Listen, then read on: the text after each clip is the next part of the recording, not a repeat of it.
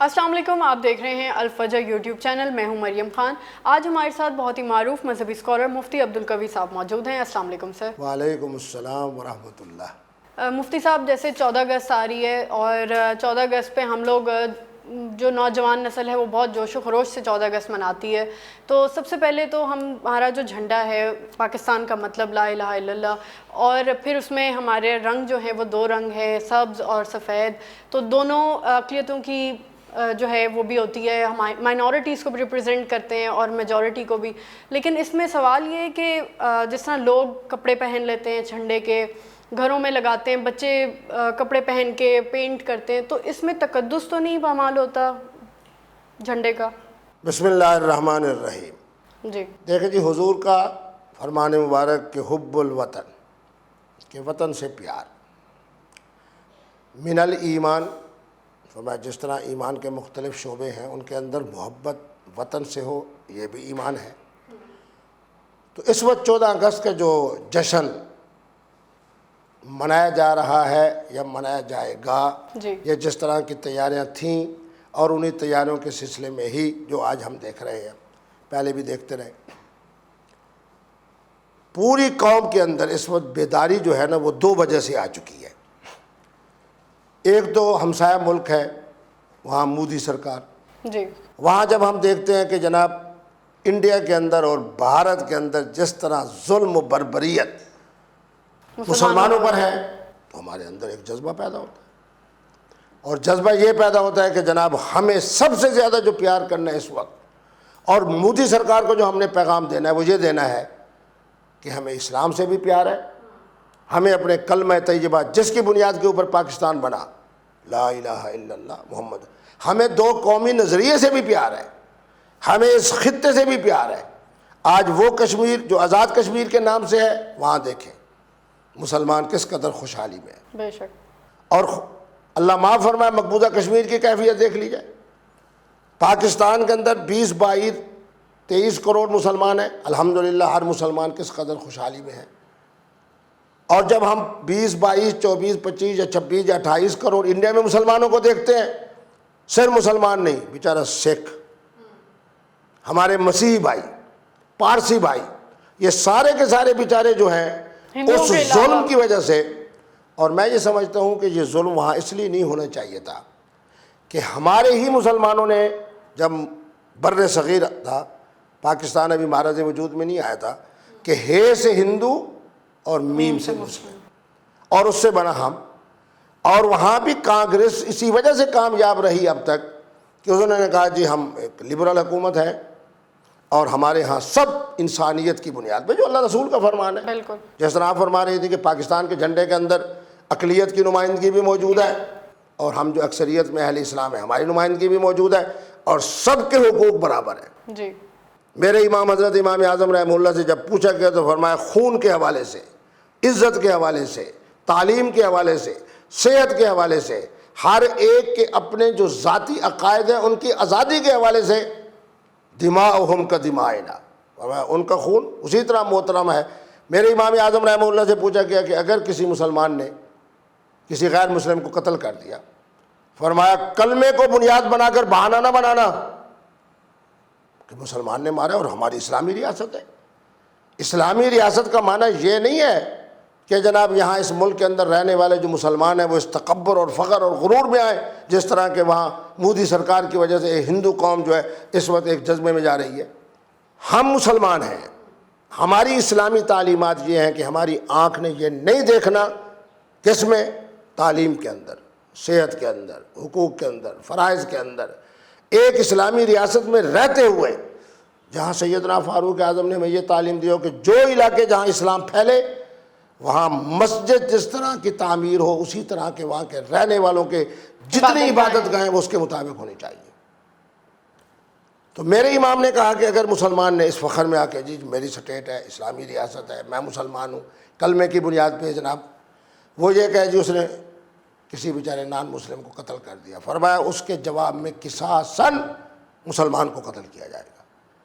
اسلام کے معاملات کلمے کی بنیاد کے اوپر وہی ہوں گے جو حضور جس کا تعین فرما کے گئے، النفس بالنفس. قرآن مجید کہتا ہے کہ جان کے بدلے میں جان. کسی ہمارے مسلمان نے جناب نان مسلم کی جناب آنکھ کو زخمی کر دیا، جسم، فرمایا العین بالعین، آنکھ کا جواب آنکھ۔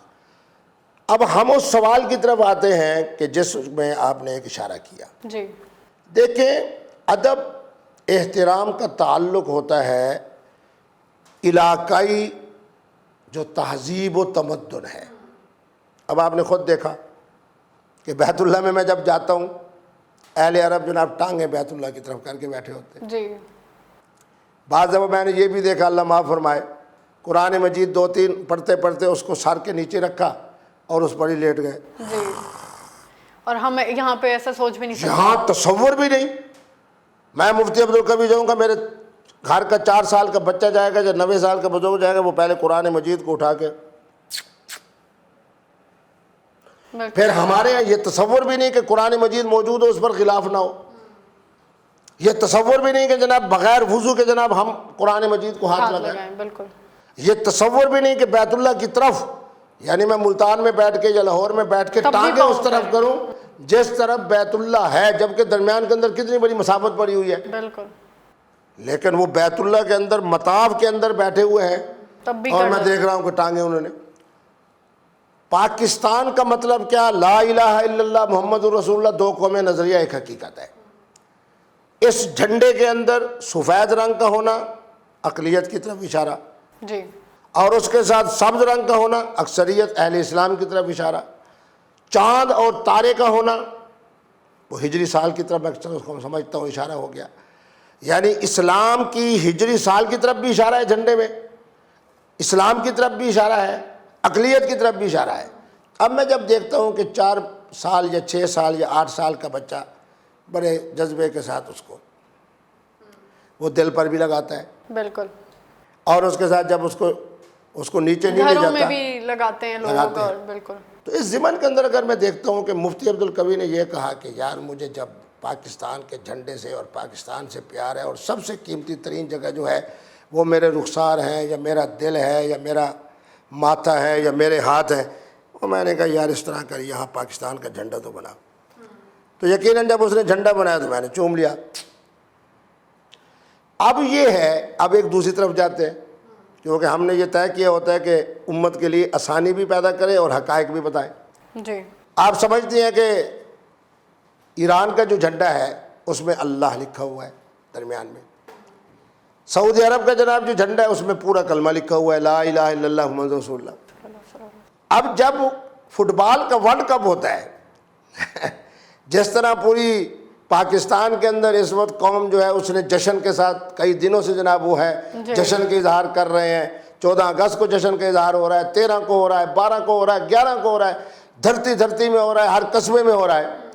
اب جب ورلڈ کپ ہوتا ہے تو دیکھنے والوں کو یہ خوشی ہوگی کہ میں نے جب پوری دنیا کا سفر کیا تو مجھے یہ بتایا گیا کہ کرکٹ کی مقبولیت اپنی جگہ، فٹ بال کی، لیکن فٹ بال اس سے زیادہ مقبول ہے پورے یورپ کے اندر بھی اور امریکہ کے اندر بھی اور پوری دنیا کے اندر بھی۔ بالکل، اس میں الحمدللہ مصر بھی ہے، مراکش بھی ہے، لیکن اس وقت جو ہم جھنڈے کی بات کر رہے ہیں، اب وہ جب جھنڈے بناتے ہیں تو چونکہ سعودی عرب کی ٹیم آئی ہوئی ہوتی ہے اس میں کلمہ لکھا ہوا ہے، وہ کہیں اللہ معاف فرمائے نیچے گر گیا زمین پر، کہیں اس کو نصب کر رہے ہیں تو وہ نیچے پڑا ہوا ہے، ہوا زیادہ چل پڑی تو جناب یہ۔ اسی طرح جو ہمارا ایران ملک ہے، اسلامی ملک، اس میں اللہ لکھا ہوا ہے۔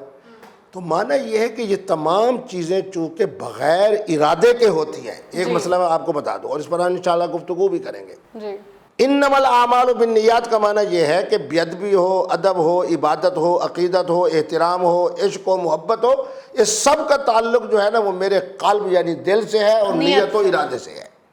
مطلب اگر نیت نہ ہو آپ کی، اگر نیت کے بغیر کچھ کام ہو رہا ہے اس کے اوپر میرے اوپر کوئی وہ نہیں، ایک بات۔ دوسرا اس کا تعلق علم سے ہے۔ اللہ معاف فرمائے میں یہاں بیٹھا ہوں، جب پروگرام ختم ہو گئے تو مجھے کسی نے بتایا او مفتی صاحب وہ نیچے کاغذ پڑا تھا اس پر کلمہ طیبہ لکھا ہوا تھا۔ اب میں اس لیے مجرم نہیں کہ مجھے پتہ ہی نہیں کہ نیچے جناب اللہ معاف فرمائے کلمہ طیبہ ہے یا نیچے جناب پاکستان کا جھنڈا ہے یا کوئی قرآنی آیت ہے یا۔